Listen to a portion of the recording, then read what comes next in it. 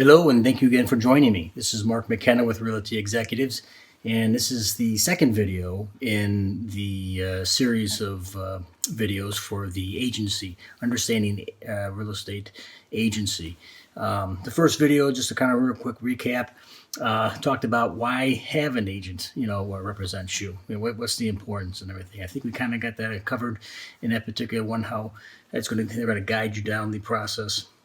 They're going to educate you and protect you throughout that transaction, and it's valuable information that you wouldn't have in this monumental purchase of a lifetime.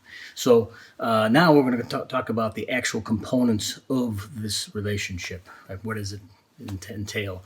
So there's 5 parts to this agency relationship that I'm going to kind of go over. I'm going to go over actually one of them here today, right now, in this one, and then I'll talk about the other ones in the other videos.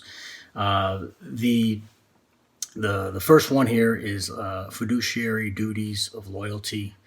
Then it goes into the obedience, and then disclosure, and then there's confidentiality, and then accounting. There's actually a 6th one there that talks about advocacy, which is not actually written into the AAR real estate agency disclosure and election form. The AAR stands for Arizona Association of Realtors, so that's the board that's governing the out here in Arizona. So if you're in a different state or so, that you might have different components of this particular type of relationship, but in essence, it should be pretty close to the same. We take it very seriously out here. This is the core of the foundation of our business. And I when I have go over this with my clients and everything, they understand that I would take this extremely seriously. If you have a brother or a sister in real estate and everything, which is already a high-stake relationship, and all of a sudden you're introducing them into another relationship of agency, it makes it real difficult, because sometimes, and not so much, that they are a bad person or anything, but they sometimes have a tendency to take liberties with those components that this relationship outlines.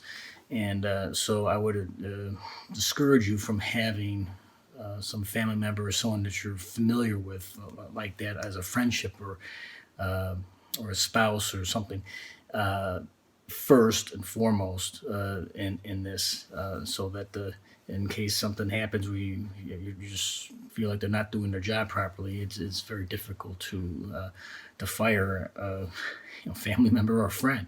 It could have other repercussions. But so, anyways, what we're going to talk about here is the first component, which we talked is the fiduciary duties and loyalties. You might hear the word fiduciary used in by attorneys. Basically what it means is their loyalties, or their who they're representing is you in the transaction. Okay, in this particular case, it would be a transaction. So for real estate agents, so you would have there's other parties involved, of course. So you have the seller, you have the seller's agent, and then you have, of course, title companies, inspectors, and lenders, and everybody. Everybody has their own interest in mind. Okay, my interest as an agent that has agency with you is you only. Period. That's it. No one else. Everyone else is a distant second, or non-existent. Okay, so when that is very important to make sure that it happens, because if you tell me something, that's vital. Listen, I'm not gonna. You're a seller, and you're gonna I don't want to sell the house anything less than $350,000.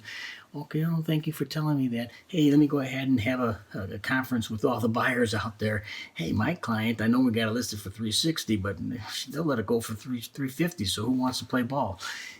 That you're breaking that fiduciary relationship there, and as well as the other parts of this, confidentiality and disclosure. There's a variety of ones, but that's where I want to make sure we hit that component there first. It's important, and stay tuned for some other videos as well.